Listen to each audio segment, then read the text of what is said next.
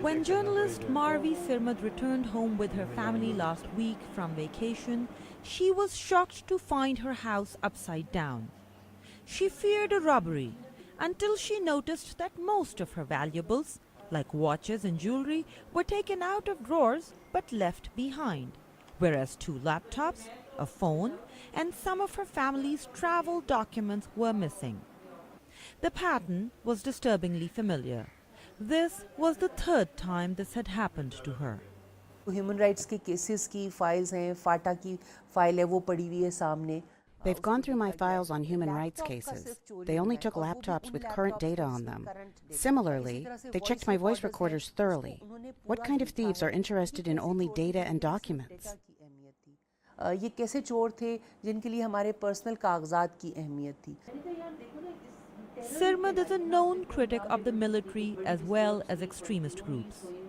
According to the Independent Human Rights Commission of Pakistan, anyone critical of the state these days is being targeted, reportedly by security agencies.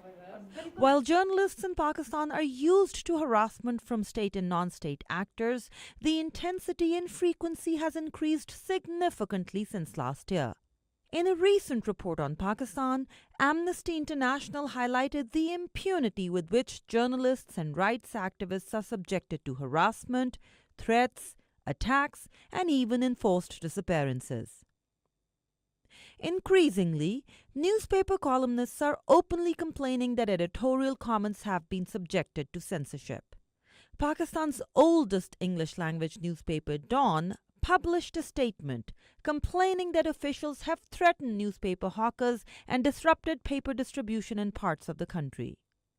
On the other hand, Pakistan military spokesman has accused some journalists of becoming pawns to anti-state elements.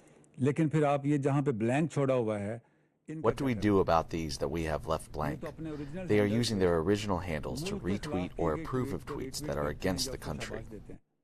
The pressure has intensified to the extent that a recent survey by advocacy group Media Matters for Democracy found that 88% of Pakistani journalists self-censor. Free speech advocates are demanding an end to the harassment. So far, they say they have not received a positive response. Meanwhile, Sirmad and her family wonder how many more times they'll have to pick up the pieces. Aisha Tanzim, VOA News, Islamabad.